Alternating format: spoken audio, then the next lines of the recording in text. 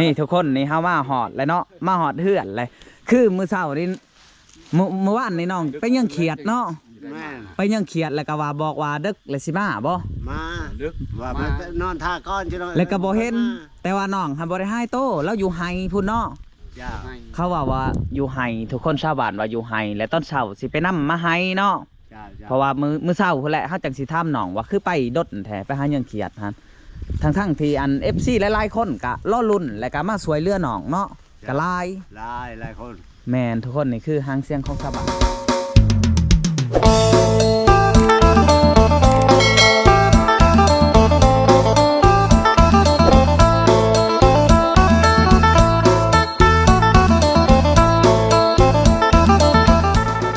สบายดีบ่ว่า FC ฝั่งไทยและฝั่งลาวเนาะทุกคนตอนนี้เฮามาหานำอาเบยเนาะเพราะว่าทั้งน้องเพิ่นไปหาการเขียดเมื่อคืนนี่ทุกคนแล้วก็บริกรับสถานที่หรือว่าบริกรับบอนโตบอันใหม่เนาะอันคือเขาเจ้าว่าน้องมาดงเนาะเฮาก็เลยมานำน้องอันทั้ง FC หลายๆคนก็รอลุ้นนํกันก็ว่าแม่นเนาะทุกคนเนาะแต่ว่าตอนนี้ทั้งทีมงานหรือว่าทั้งอ้ายเพิ่นไปถามชาวบ้านลองเบิ่งเนาะแต่บ่ฮู้ว่าสิพออาเบยหรือบ่เนาะ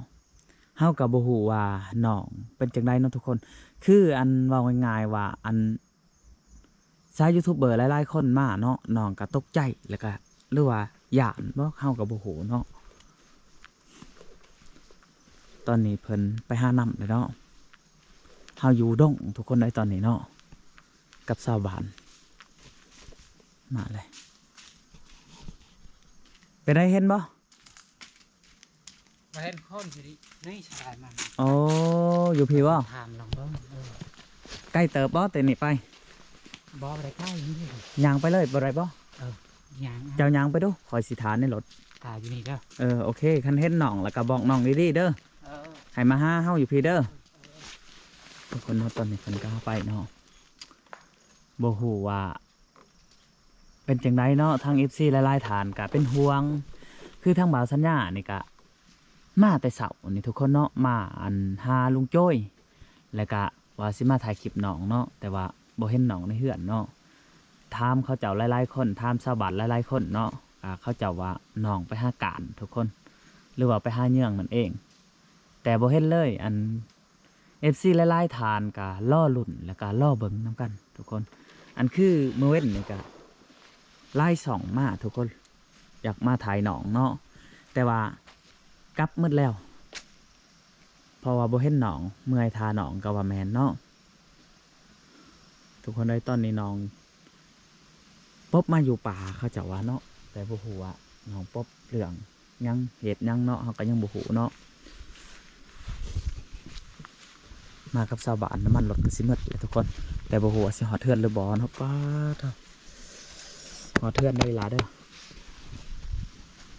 เขาคิดว่ามันสิบ่ใกล้ดอกทางชาวบ้านว่าใกล้บ่ให้เขาเจ้าว่าบ่ใกล้ทุกคนแต่ว่าอันพ่อมาแล้วก็ใกล้เติบได้ทุกคนแต่นี่5 บาทก็ประมาณว่าอัน7 หลัก8 หลักพุ่นแหละ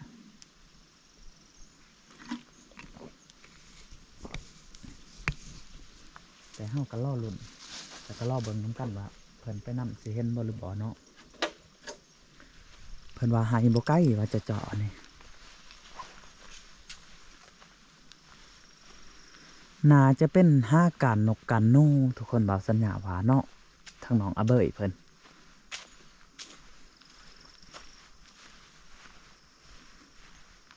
คันบ่เห็นก็เฮาก็ต้องได้ล่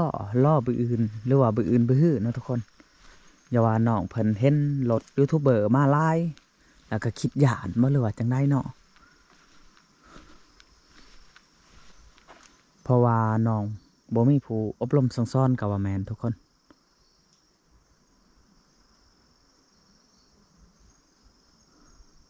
บ่าวสัญญาก็อยากอธิษฐานให้พ่อน้องไว้ๆเนาะแล้วก็อยากถามจากปากของน้องว่าคือไปหาเยื่องด้นแท้ FC หลายๆคนก็ทาน้องอยู่เด้อก็อยากบอกน้องแนวนั้นเนาะ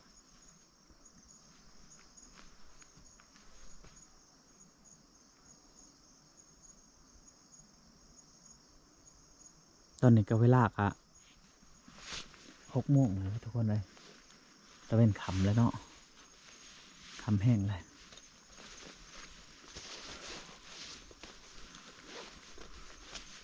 โอ้โหว่าสิมีสัญญาณหรือเปล่าอยู่ป่าอยู่ดงนี่ทุกคน5 โมงเนาะ5 โมง45 นาทีเนาะแต่ว่ามีสัญญาณอยู่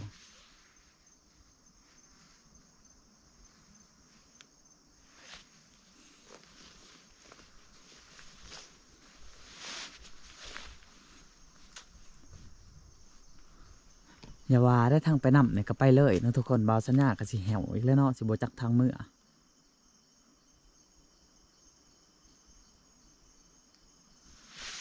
ทุกคนเลยคือ FC ไล่ๆกับเมนมาว่าเอ้าว่าเบาสัญญาว่ามื้อนี้คือบ่เห็นลงคลิปว่าลงคลิปน้องอาเบยเนาะคือเบาสัญญาบอกอยากบอก FC เนาะทุกคนเมื่อวานนี่หลังจากเบาสัญญาถ่ายน้องอาเบยแล้วเบาสัญญาก็กลับเมื่อนอนอยู่บ้านอยู่ซองพุ่นแหละทุกคนทางเมืองส้นพุ่นแหละเนาะหลังจากนั้นเฮาก็มาตอนเช้าเนาะมาตอนเช้าเฮามาหาเฮือนลุงโจ้ยแล้วก็เฮามาหาน้องอาเบยเขาจะว่าอาเบยบ่อยู่ว่าไปหาการแต่เมื่อคืนนี่หรือว่าไปหาเยื่องเนาะทุกคน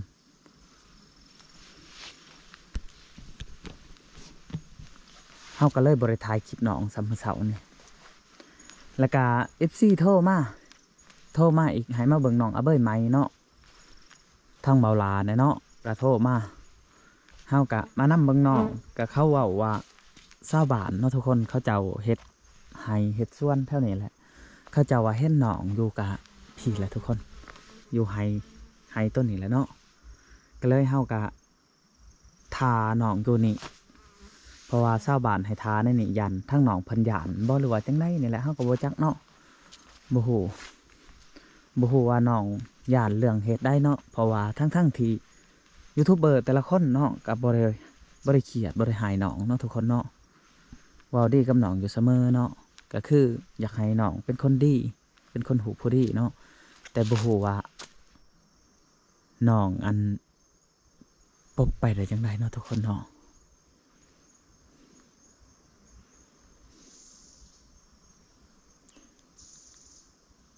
อันนี้ก็จะเป็นดงเนาะทุกคนเฮาแลนออกทางเส้นนี้ขึ้นด้วยพูนก็จะเป็นบ้านของลุงโจ้ยแต่นี่5 บ้านของลุงโจ้ยก็ประมาณอยู่18 หลักพุ่นแหละทุกคน18 หลักก็ใกล้เติบอันนี้จะเป็นไปบ้านปะลุงนาท้องเนาะปะลุงเนาะก็แต่นี่ไปหาปะลุงก็ใกล้เติบทุกคน10 ปลายหลักพุ่นแหละเนาะ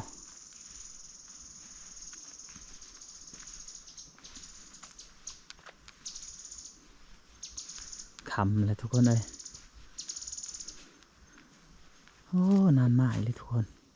หรือว่าพอหนองบ่เนาะ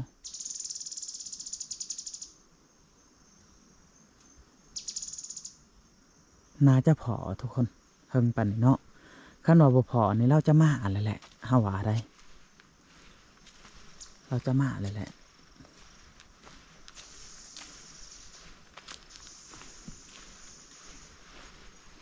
เพราะว่าน้องเป็นคนบ่มีพ่อบ่มีแม่แล้วก็เลยหรือว่าตื่นยูทูบเบอร์หลายๆคนบ่หรือว่าจังได้เนาะหรือว่าตื่นไผเฮาก็ยังบ่ฮู้จังว่าไปหาเยื่องไปหลํไปเลยเนาะทุกคนทั้งที่ไผก็บ่ได้เครียดบ่ได้หายน้องไผก็เอาเครื่องเอาของมาให้น้องเนาะแต่ว่าน้องกลายเป็นคนขี้หยาญคือจังหวะเมื่อวานนี่ก็ไปกินพอกกินเฟอกับบ่าวสัญญาแล้วก็บ่าวลาบ่าวพรเนาะทุกคนก็น้องก็เว้าดีๆอยู่บัดกลางคืนมาอันเขาเจ้าว่าน้องบอกว่าสิไปหาการก่อนเด้อบ่าวสัญญาถามชาวบ้านเนาะ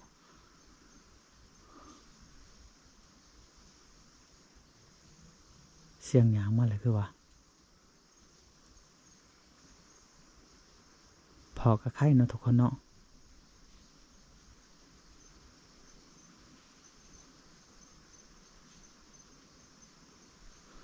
ไปกินเพิ่มเมื่อวานนี่ก็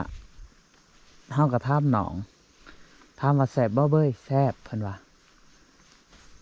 มื้ออื่นไปกินอีกเนาะว้าวกันลังคลิปเนาะทุกคนได้ว่ะมื้ออื่นอายสิมาใหม่ว่ะอายมื้อนี้อายสิเมื่อก่อนเมื่อบานก่อน เพราะว่าเฮาก็มีเวียกทั้งบ้านเมื่อวานนี่ทุกคนเฮาก็มีเวียกด่วนเนาะเฮาก็เลยเมื่อเฮากลับจากเพื่อนน้องอาเบยเมื่อวานนี่ก็ประมาณ4 โมงแรงทุกคนหอเทือนก็ประมาณอยู่6 โมงเนาะเพราะว่าเฮาแล่นรถ2 ชั่วโมงดินทรายมันลายมื้อเช้านี่เฮาก็ออกมาจากบ้านก็8 โมงไปเฮือนลุงโจ้ยก็ประมาณหอเทือนลุงโจ้ยก็9 โมง10 โมงทุกคนหลังจากนั้นเฮาก็มาเที่ยงเพลเนาะก็มาหาน้องอาเบยกับทีมงานยูทูบเบอร์หลายๆคนเนาะคือเขาบอกพ่อนบอกแอนก็มาเนาะเขาบอกหลาเนาะก็มาหอดผัดเขาว่าน้องไปหาการเขียดทุกคนหลังจากนั้นก็บ่เห็นน้องเท่าปัจจุบันนี่เลยเนาะห้าวกับพ่อได้แต่ล่อแบบนี้แหละขั้นว่าน้องหยาดหรือว่าน้องหยาดอีช่างชักอย่างนี่แหละทุกคนเนาะเฮากับโบหูเนาะเฮากับจะทำจากใจน้องเลยว่าน้องไปแบบนี้ฮัน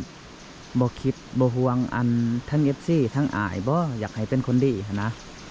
หรือว่ามีคนบอกน้องบ่หรือว่าจังไดเนาะคือทั้งบ่าวสัญญาก็อยากให้น้องเป็นคนหูผู้ดีเพราะว่าพ่อแม่บ่มีเนาะทุกคนเนาะพ่อแม่ก็บ่มีอาศัยอยู่ตามป่าคือหนองวานี่แหละคำไส้นอนหันทุกคนคำไส้นอนหันทำที่น้องนอนก็คือพูดแหละทั้งล่างพูดแหละเขาทำสาบานเนาะก็จะอยู่ทั้งล่างทุกคนทำนั่นจะมีงูเนาะมีงูเขาจะว่าทำเสื้อตอนนี้ก็คำเติบเลยทุกคนเลยคำแบบบ่าวสัญญาก็คิดยังเมื่อเนี่ยก็ปานนั้นเนาะเพราะว่ามากับสาบานเพิ่นเพราะว่าเฮากะคิดว่าสิเมื่ออะไรมื้อนี้ FC ก็เรียกร้องมาหลายๆคนก็อยากเห็นน้องอาเบยเนาะเฮาก็มาทำชาวบ้านเว้าว่าอยู่ที่ไฮก็เลยพาชาวบ้านมาทุกคนแต่ว่าเพิ่นไปตามแต่ดดแล้วก็บ่เห็นเนาะเสียงยังทุกคนหรือว่ามีคนมาทางนี้บ่เฮาก็คิดหยานได้ทุกคนอยู่คนเดียวเนาะเพราะว่ามันบ่แม่นเขตเฮาเป็นอาเบยกับใครพอได้ทำหนองเพิ่นเนาะ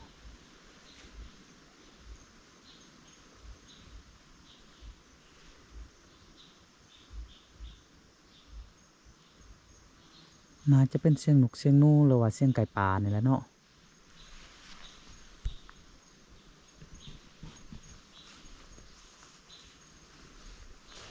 รอลุ้นกันทุกคนเพราะว่าชาวบ้านไปนี่น่าจะพออาเบยเลยเนาะคันบ่พอนี่เล่ามาเลยฮะว่ะ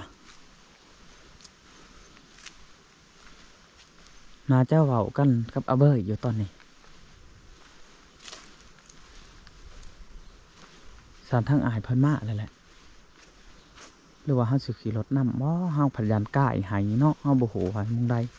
ทั้งชาวบ้านบอกว่าให้จอดรถทานี่สิไปตามเองว่ะ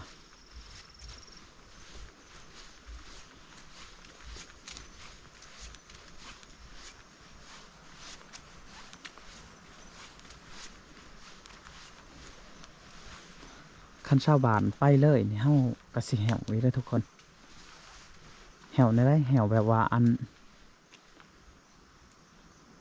ในสิหูทางเมื่อหาน้ำมันรถก็สิมืด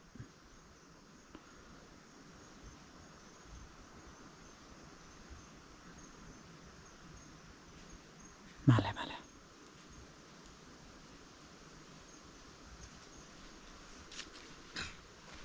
พอน้องอยู่บ่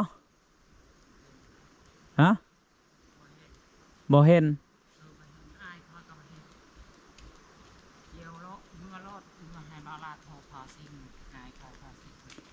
โอ้บ่เห็นเนาะอันเขาว่าเห็นบ่คนทหาร เห็นเขาว่าบ่เห็นบ่น้องเบยว่าบ่เห็น โอ้บ่เห็นแล้วก็ยาเนาะทุกคนเนาะเฮาก็จะได้กลับเนาะก็จักสิว่าไปได้เฮาก็บ่ได้หายบ่ได้เครียดน้องเนาะแม่นคือทางยูทูบเบอร์หลายๆคนก็อยากมาสวยเรือเนาะแต่ว่าน้องไปหาเรื่องเครียดเมื่อคืนนี่เนาะโดยน้องว่าไปหาเรื่องเครียดอัน แล้วก็บ่เห็นเลยฮอดตอนเช้าเนาะ ไปเห็นเลย7-8 โมงก็ไปเห็นมาเลย โอ้น้องเว้าเมื่อคืนนี่ว่าไปหาหยังเขียดก่อนเด้อเนาะ ว่าไปยังเครียด ไปหยังเขียดเพราะว่าเพิ่นได้ไผคมใหม่แม่นบ่ไผคมที่เบาพรสื่อให้ก็คือบักแห้งๆนึงทุกคนน้องอยากไปกามอยากไปหาหยังเขียดลองเบิ่งว่าแต่ว่าพอไปแหละพัดบ่เห็นกลับมาเลยเนาะ โดย โอ้ทุกคนเอ้ยคือยูทูบเปิดหลายๆช่องกับป้าทางเบาลาเบาพรเบาอันนั้นก็เป็นห่วงหลายคนเนาะ โดย ก็อยากให้น้องกลับมาเนาะแต่ว่าทางชาวบ้านว่าเห็นน้องมาอยู่ดงแม่นบ่ โดย ก็เลยเฮากับอันอ้ายเพิ่นก็มาหาซื้อจังได้ก่อนเจ้าฮะ ฮะ ซื้อจังได้เจ้าพอลืมซื้อ กิจ ซื้อกิจเฮาก็มากับไอ้กิจเนาะก็มาหาเพิ่นทุกคนก็บ่พอก็จังได้ก็เอาใจสวยเนาะไอ้กิจเนาะ โดย น่าจะน้องตื่นเนาะหรือว่าตื่นแบบว่าบ่เคยเห็นคนมาลายจังสันเนาะน่าจะบ่เคยเห็นคนมาลายยูทูบเบอร์มาลายบ่หรือว่าจังไดแล้วก็น้องคิดหยาดบ่หรือว่าจังไดเนาะเฮาก็บ่จักน้ำน้องเนาะเพราะว่าคนบ่มีพ่อบ่มีแม่เนาะว่าง่ายๆแล้วก็บ่มีผู้ศึกษาอบรมเนาะก็จะเป็นแบบนี้ครับทุกคนเด็กน้อยอายุ14 ปีเอาทุกคนจังไดก็ฝากไปติดตามคลิปหน้าคลิปนี้เฮาก็สิได้กลับบ้านก่อนมันค่ำแล้วเนาะไอ้เนาะ ขอกล่าวคำว่าสบายดีทุกคน นี่ทุกคนนี่เฮามาหอดเลยเนาะมาหอดเฮือนเลยคือมื้อเช้านี่เมื่อวานนี่น้องไปยังเขียดเนาะ แม่น ไปยังเขียดแล้วก็ว่าบอกว่าดึกเลยสิมาบ่ มาว่ามันนอนท่าก้อนใช่ไหม แล้วก็บ่เห็นแต่ว่าน้องหันบ่ได้ให้โตแล้วอยู่ไห้พุ่นเนาะ จ้า เขาว่าอยู่ไห้ทุกคนชาวบ้านว่าอยู่ไห้และตอนเช้าสิไปนำมาไห้เนาะ จ้า เพราะว่ามื้อเช้าพุ่นแหละเฮาจังสิถามน้องว่าคือไปดดแท้ไปหายังเขียดหั่นทั้งที่อัน FC หลายๆคนก็รอลุ้นแล้วก็มาสวยเรือน้องเนาะก็หลาย หลายคน แมนทุกคนนี่คือหางเสียงของชาวบ้านเนาะ